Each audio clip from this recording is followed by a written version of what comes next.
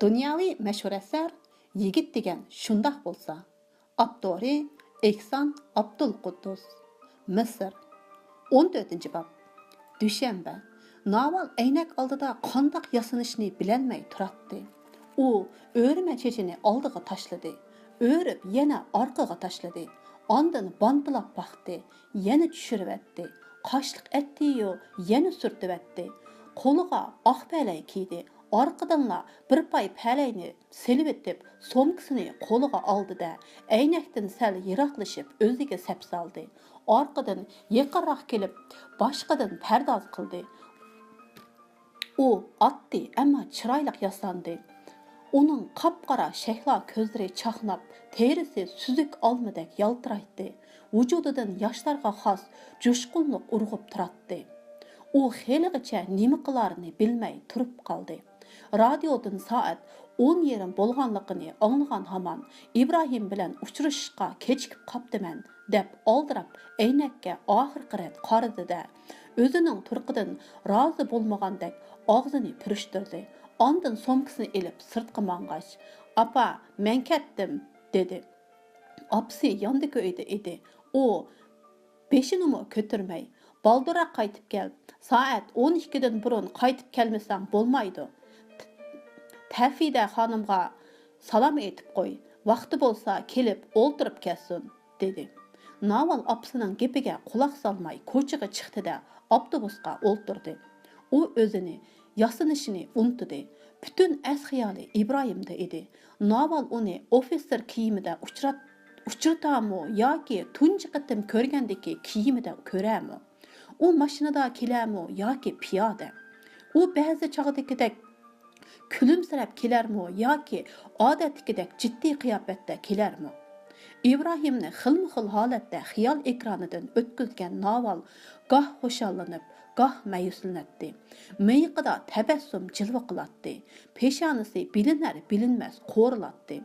Hissiyotining o'zgarishi bilan chehri ba'zida ichilib, ba'zida tutiladi. Naval avtobusdan tushishiga yuragi birdilna do'pildab so'qib ketdi.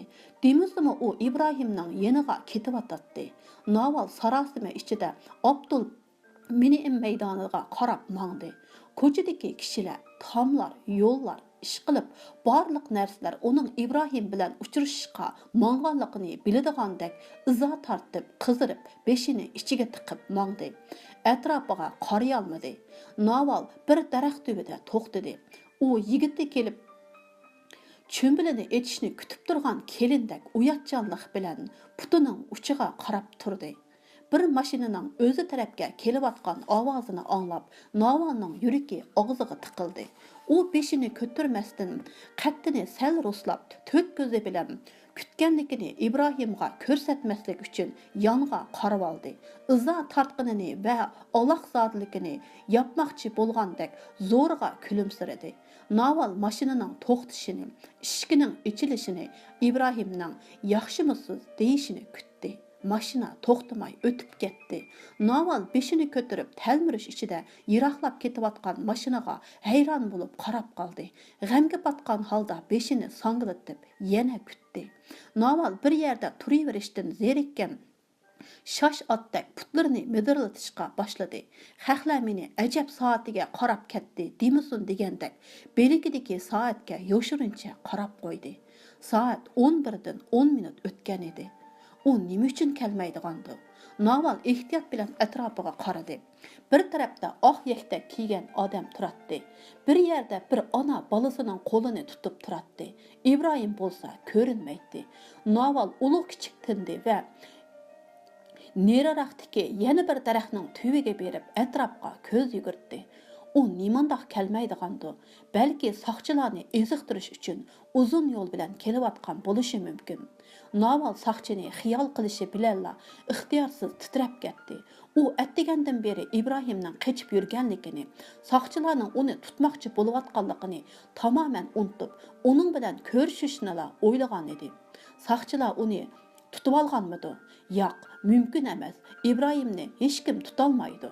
Naval yana bir mashinaning o'zi tarafga kelayotgan ovozini anglab, darhol u mashinaning ichiga qaradi va lassada bo'ldi. Mashinada Maşinada İbrahim yo'q edi. Naval yana soatiga qaradi. Soat 11dan 20 minut o'tgan edi. Navalning taqati taq bo'ldi. U jiddiyligini yo'qotmoqchi bo'lgandek ushshaq qadam tashlab maydonni asta aylanishga boshladi. Maydonga tutishadigan har bir ko'chaga xuddi İbrahim bu ko'chaga yo'shirinib oldimikin yoki ov ko'chadan chiqib qolarmikin degandek talmiratdi. Ondan xuddi İbrahim orqasida paydo bo'lib, uni cho'shtib bitadagandek birdan orqasiga qaraydi. Naval maydonni bir aylanib yana boyiqi daraxt tubiga keldi va birdilna bo'shishib ketdi. Somkasini maydasida tutib turgan qo'li pastga tushib, somkasi sangilab qoldi. Ko'zlaridagi nur uchib, chiroydagi tabassum g'oyib bo'ldi. Butun badani holsizlanib, yerga o'ltirib qoladigandek lassida bo'lib qoldi. U soatiga yana bir qatim qaradi. Soat 12 ga chorak qolgan edi. U kelmaydigan bo'ldi. Navalning qalbida u kelmaydigan bo'ldi degan bir sada yangragandek bo'ldi va kayni-kaynidan takrorlanaverdi. Bu sada qasdan uning tishiga tegmoqchi, umidini barbod qilib, hayotini zulmat ichida qoldirmoqchi bo'layotgandek edi. Navalning yig'ilg'usi keldi. Yuragi ezilib, ko'zlari etishdi. U yeshini ichiga yutib, beshini ko'tardi. Naval ümidsizlik ichida kishilardan yordam tilayotgandek atrofiga mo'ltirlab qarab, qora mutlaq birining o'ziga yomon g'arazda masxirlik hejib turganligini ko'rdi. U odam bir mashinaga yo'linib turadi. Ehtimol u shofirdir. Uningga xelidan beri qarab turgandi. Uni bir er bilan ko'rishgili keptikan, u er bu xenimni tashlab etgan o'xshaydi, kelmabdi deb qiyos qilayotgandi. Navalning umidsizligi ochiqqa, ondan g'azabga o'zgardi. Men ko'chada kishilarning shang'usiga qoldim deb o'ylab, g'ururi dafsanda qilingandek bo'lib ketdi. İbrahim nima deb meni mushu holga tushirdi? Nemishqa kishilarning shang'usiga qo'ydi? Naval ketmoqchi bo'ldi. Naval avtobus bekatiga qarab tez yugurib ketdi. Ammo shu an qadamini ostilatib, umid bilan orqasiga qaradi. Uning ko'ziga yomon niyatda masxirlik hejib qarab turgan heliqi qora-mutuq odam ko'rindi. Shuning bilan u oldiga qarab tez mangdida ko'z yoshini ichiga yutib avtobusga chiqdi. Naval amdi hargiz kelmayman. Bugünkidek uyatqa qoladigan ishni qilmayman deb o'zini tutib olishga, muhabbatini, İbrahimga bo'lgan hissiyotini tizginlashga tirishdi. Lekin shu an ko'z oldida İbrahimning jiddiy, ammo ansiz chiroyi paydo bo'ldi. U ansizligini yo'shirgandek Navaldan ko'zini qochatdi. Naval İbrahimni esladi. Uningga ichi og'riydi, qoyil bo'ladi. İbrahimni jang maydoniga ketgan o'g'lini seg'ingan onadek seg'indi. Balki u saqchilardan qochib yurib kelolmagandi. İbrahimning cho'qqim meni ko'rgisi keldi. Ehtimol u İbrahimni balki qochib yurgandi yoki Misrdan chiqib yiroqlarga ketgandi. Uni mangu ko'rolmasman deb o'yladi. Yo'q, İbrahim uni tashlamaydi. İbrahim Misrdan ketmaydi. U cho'qim mushu atrofda. Naval shu xiyollar bilan ixtiyorsiz yenidagi Qur'oni Karim va İbrahim yozgan bog'oqcha selingan qutichoqni siqimdidi. Ammo o'zini masxira qilgan heliqi qora-mutuq yodiga kelib o'zini besilishga tirishdi. Naval birdam o'zini besib oladi. Birdam xiyol qushlarini erkin parvoz qilishga qo'yib etdi. U shu holatda uyiga qaytib keldi. Kech bo'ldi. Seshanba o'tib ketdi. U gangirab qoldi. O'zini besib olishga tirishgandimi, hissiyoti o'rlagan chog'dimi, uni yig'i tutadi. Turli xiyol qaynimida uzib yurgan Naval oiladagilardan yiroqlashib ketdi. Ko'nglidagini Samiya bilan so'zlasholmaydi. Opisi bilan maslahatlasholmaydi. Iftordan keyin hammaylar bilan o'ltirolmaydi. Muhitni ko'rishdan qo'rqatdi. Uni har qatim ko'rganda azoblanib, nima qilarini bilmaydi. Birinchidan, Naval o'zining İbrahim bilan bo'lgan munosabatini akisidan yo'shirg'ashqa, uningdan İbrahimning ahvolini so'rayolmaydi. Ikkinchidan, muhit Navalning dardini bilmagachga Navalga tasalli berishni xiyoliga keltirmaydi. Navalning Abdulhamdi bilanmi ko'rishgisi kelmaydi. Aksicha Abdulhamdi kunda degidek keladi. Naval o'zi bilanla bo'lg'ashqa Abdulhamdidagi o'zgarishlarni sezmadi. Uning burunqidan kam so'z bo'lib ketganligini, bovayga to'y ishi to'g'riliq qayta eg'iz ochmaganligiga diqqat qilmadi. Abdulhamdi Ibrohimning gapini qilmaydi yoki nihoyatda oz qiladi. Naval yana uning hadisi Somiya bilan go'yo maxfiy ishlari bordek to'la pichirlashadigan bo'lganligini bayqamadi. U ko'p ishlarga diqqat qilmadi. Naval kelgan mehmonlar bilan o'ltirmaydigan bo'ldi. Xuddi dadasi uyimizda yot odam yo'q deb do'st birodarlarini atay chillayotgandek uyda mehmon ko'payib qolgan edi. Naval hadisa xizmatchi qiz Saniyaga varqirab, jaqirab dardini uningdan oladi. Naval İbrahimning xabarini ko'rarmanmikin yoki anglarmanmikin deb Al-Ihrom gazetini ko'p ko'ratdi va radio xabarini ko'p anglaydi.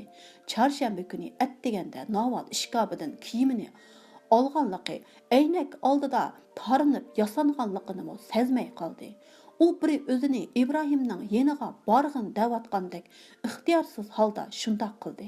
Ammo tunji qitimqada ko'ngil qo'yib Japtunmadi.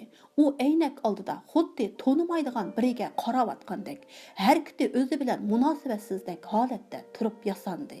Soat 10:30 bo'lganda u opasiga, "Apa, men Lufaninkiga boraman" dedi. "Bo'lmaydi, talog'i chiqma", dedi opasi qat'iy holda. Naval ishining sal chatoqligini sezdi, chunki u opasining to'sishini o'ylamagan edi. U opasini eritish uchun tatliq kulib, "Apa, qarig'ina kiyinibmi bo'ldim" dedi. "Chiqmag'in, da'vatman-ku." Opasi sal yumshidi. "Obdan appa, Xudoyim sizni omon qilg'ay. Uzun hayal bo'lmayman.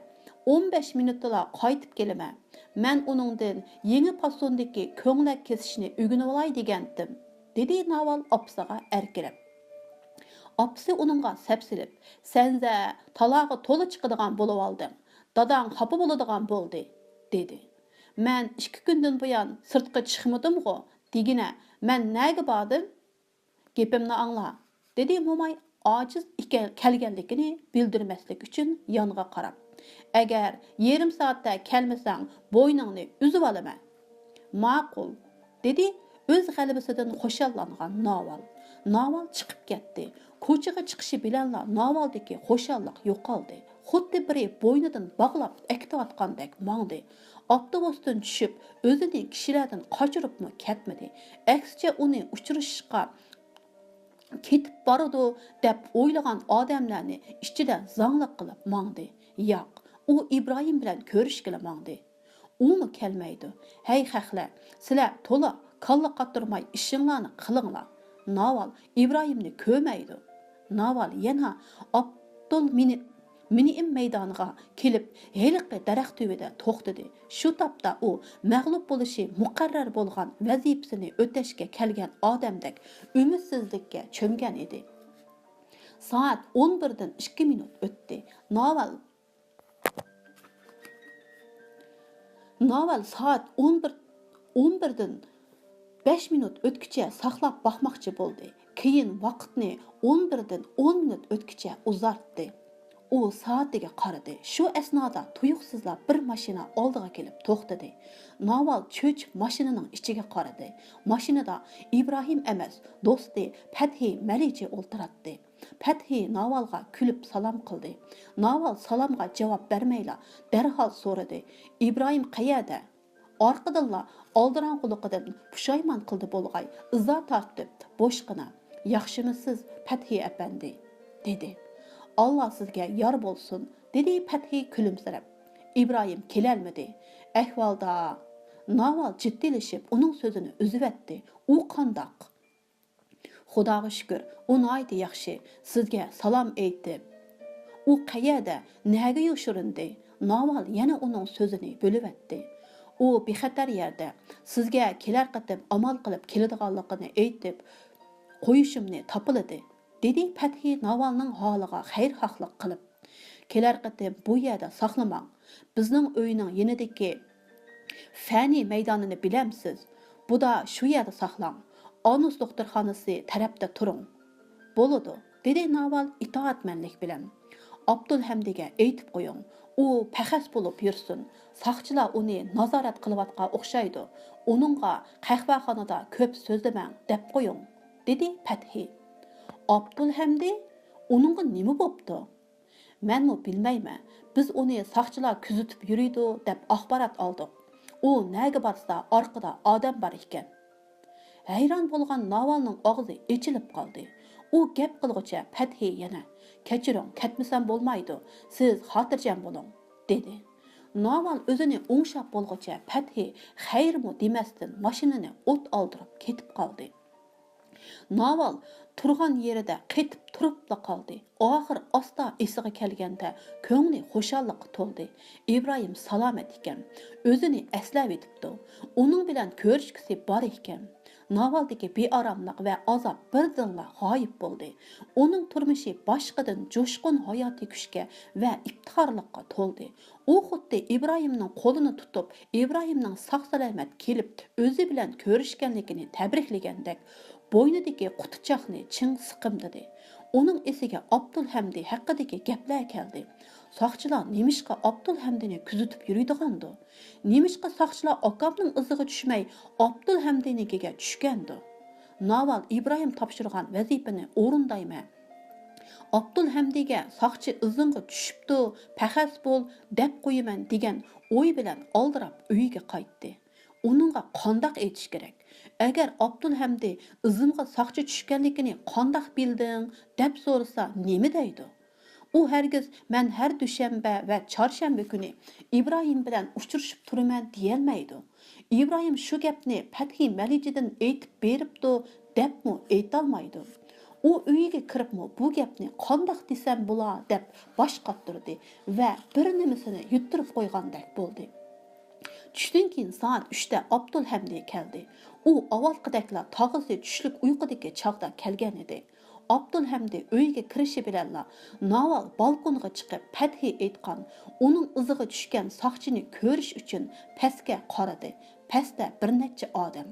Udul binodagi ishikbaqar Osmon tog'a, kir yuyish do'konining xo'jayini Hanafi ustam, chor bozorchi Mahmud turardi.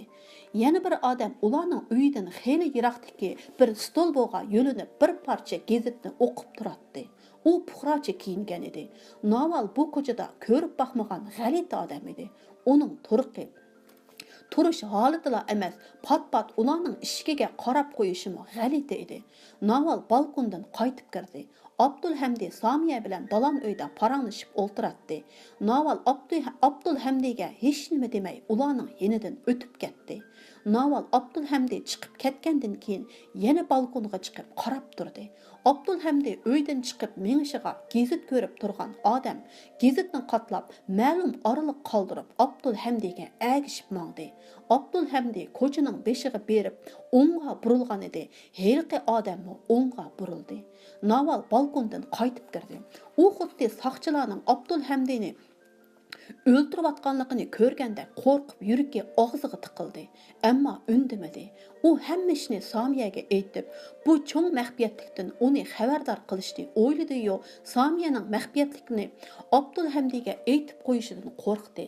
Samiyaning og'zi ching, biroq u Abdulhamdini yaxshi ko'rdi-da, maxfiyatlikni saqlab qololmaydi. Şuna Naval bu məxfiyyətlikni özü saqlaşqa, onun azabını özü tartışqa məcbur boldu. Ertesi Abdulhamdi kelgəndə Naval yana balkondan qarab heliqi adamni gördü. O adam yana şu kiyimdə, şu qiyafətdə stol boğa yölünüb gezit görüb turatdı. Naval balkondan kirib Abdulhamdining oldiga keldi. Öz sırrını çandırmaydigan gaplarni o'ylab turib asta: "Qarang Abdulhamdi, men bir g'alat ishni bayqab qoldim", dedi. Abdulhamdi beshini ko'tardi. Yaqindan buyon bakla o'ychan bo'lib qolgan edi. "Yaxshi ish emas-ku deyman", dedi boshqana. O yaqindan buyon mushundoq bo'sh so'zlaydigan bo'lib qolgan edi. "Men har qatim siz biznikiga kelsangiz, orqangizdan bir odam agishib keldiganligini sezib qoldim. u sizni saqlab turadi. Siz chiqqandan keyin orqangizdan agishib mangadi. Siz bu odamni tanimsiz. Bir odam, nima odam? Abdulhamdining ko'zlari chakchaydi, aloqsadi bo'lib ketdi. Siz uni tanishingiz kerak. U saqchidek qiladi, lekin puxroch kiyinyapti. Dedi Naval yana o'ychan holda. Saqchi? Bizning saqchi bilan nima munosabatimiz bor? Biz ularni tanimaymiz, dedi Somiya. U odam qayerda? Hozirmi turamdi? So'radi Abdulhamdi titragan ovozda. Shundoq, o'zingiz qarab beqing. Abdulhamdi balkonga chiqib qaradi. Naval uningga stolboga yo'linib turgan odamni ko'rsatib qo'ydi. Abdulhamdi darhol uyga kirib olib, Navaldan so'radi. Siz u odamni ko'rgili necha kun bo'ldi? 4 kun bo'ldi. Abdulhamdi ortiq gap qilmay qo'llarini uvlagan holda uyda uyoq bu yoqqa mengishga boshladi. Somiya ko'nglimni avundurg'idak biror eg'iz gap qilsikan degandek uningga qarab turdi. Sizningcha u saqchimidi? So'radi Naval xayrxohlik bilan. Bilmayman. Alam bilan javob berdi Abdulhamdi va tez-tez chamdab ishga mangdi. Abdulhamdi, "Nega borasiz?" deb tovladi Somiya. "Men u odamning nima uchun izimga tushganligini bilib baqay", dedi Abdulhamdi. U chiqib ketib eshikni g'up qilib yopdi. Somiya xuddi eshik uning bir yerini qisib olgandek chirqirib Abdulhamdi Naval ko'rsatib qo'ygan odamga qarab qo'yib, jiz ko'chasiga qarab mangdi.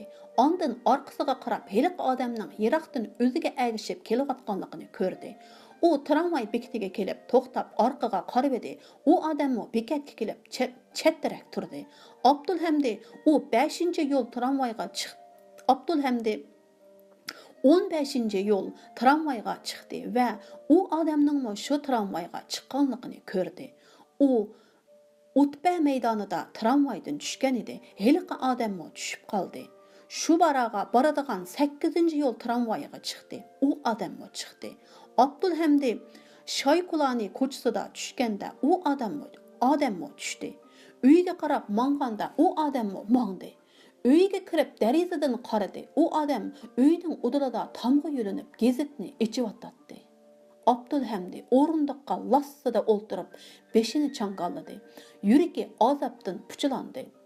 U saqchi mahkamasiga berib, Humanbek bilan ko'rishgan kundan tortib, mushundoq bir azob uni oromida qo'ymay kelyotdi. Bu mag'lub bo'lganligining, aqlliqligi masxara qilinganligining azobi edi. Rost emasmi? İbrahim aldab qo'yib to'ydirmayla ketdi. Ondan Abdulhamdi alman-talman Humanbek bilan ko'rishdi. Ammo uningga hech narsani deyolmaydiganligini his qilib, yolg'on gap to'qishga majbur bo'ldi. Abdulhamdi bu azobdan qutulishga, alamni yutib etishga tirishdi. U hayotida ko'p xatoliklarni o'tkazgan, ammo buning alamini yutib etgan emasmidi? U mag'lub bo'lganim yo'q. Men vijdonliq odam. Vijdonim hammadan g'olib keldi deb o'zini ishontirmoqchi bo'ladi. U o'zining Somiyaga muhtoj bo'layotganligini, har qanday chog'dagidan bakrak muhtoj bo'layotganligini sezatdi. Chunki Somiya uni mag'lub bo'lmaganligiga ishontirgan, uni o'ziga ishonadigan, o'z-o'zidan mag'rurlanadigan qilgan. Somiya hozir erkilik qilmaydi, uning bilan takollashmaydi. Uni eski demaydi. U saqchi mahkamasiga borgandan tortib, uni qaltis bir odam ko'rmoqda. Abdulhamdi o'zining Somiyani deb, uningga bo'lgan muhabbatini debla Humanbekka yolg'on aytganligiga ishonatdi. U Somiyaning yuzini qilib, uning oilasini saqlab qoldi. Shuningdan tortib Somiya uningga bakla omroq bo'lib ketdi. Har qanday chog'dagidan bak ko'yindi, ko'ngil bo'ldi. Somiya uning to'y qilish irodasini kuchaytmoqda. Uyatchanlik bilan so'zlab, uningga ta'sir ko'rsatmoqda edi. Shundaqdimi Abdulhamdining beli bo'shab ketyotdi.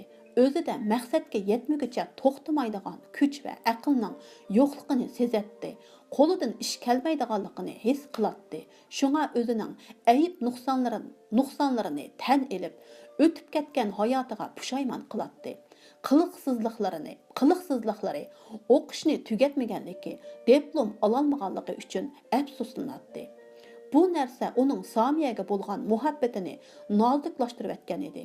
u Samiyaning o'zidek bir yaramas odamga bog'lanib qolganligiga echinatdi. U hozir muhabbat masalasida yo'q yerdan ish termaydi, qo'pollik, quvliq qilmaydi. U o'zining yaramasligini his qilgan sari Samiyaga shuncha muhtoj bo'layotganligini sezib, Samiyaning qishiga itoatchan, qoida yo'sinliq bo'lib boratdi. Samiyaning qalbini butunlay o'ziga rom qilib olishga tirishmaydi. U hatto tog'isi bilanmi to'y haqida so'zlashmadi. Bo'lmasa Ibrohim bu oiladan chiqib ketgandan buyon tog'isi go'yo uningga hech qanday gap bermagandek to'y ishini og'ziga olmagan edi. Abdulhamdi mag'lubiyatim mushuning bilan oyoqlashar, buningdan boshqa ish yuz bermas deb o'ylab, vaqtning qalbidagi azobini yo'qotishni, Samiya bilan ikkisining taqdirini bekitishni kutib turmoqchi bo'lgan edi. Abdulhamdi soqchilarning o'zining orqasiga tushishini, Humanbegning o'zi aytgan yolg'on gaplarni sezib qilishini zodila xiyoliga keltirmagan edi. U munofiq, xuddi ko'ni qadinaslardek muloyim, samimiy o'ltirgan edi-ku. U hiylagar, tulka, ablah, jallod. Abdulhamdi o'zining vahshiy dushmanga, Humanbeg, soqchilar, jandarmalarga dush kelganligini his qildi.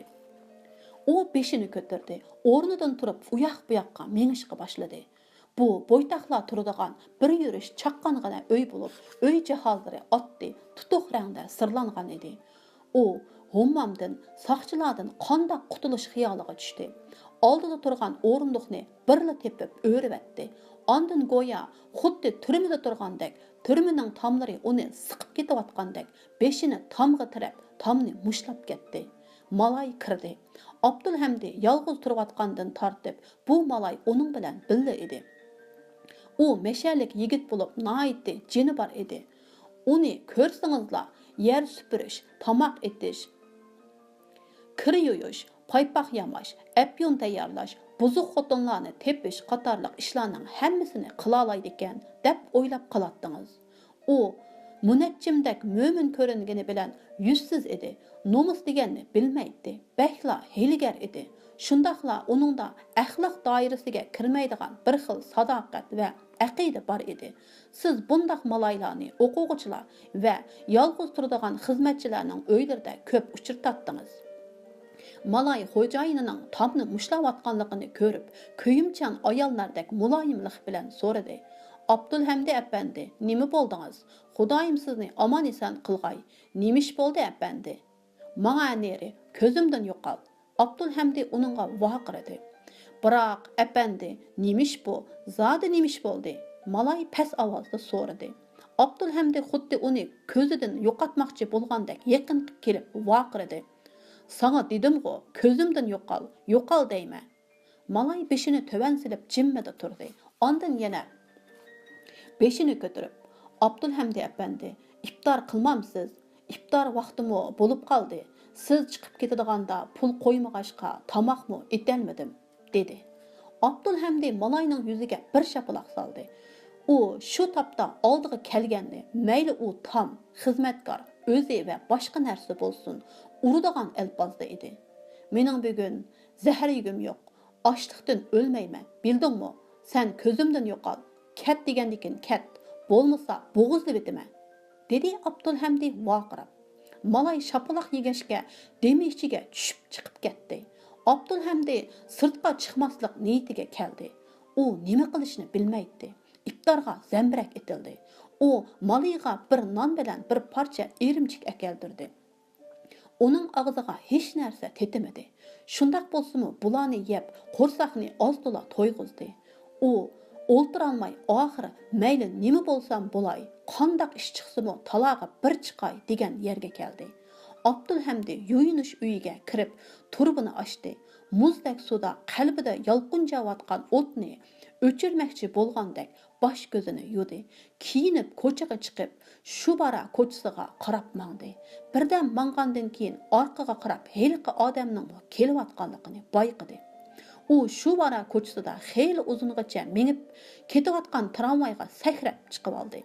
Ondan orqasiga qarab edi. Heliqi puxrachi kiyingan soqchi yo'l yoqsida turib, uningga qarab kulimsiradi.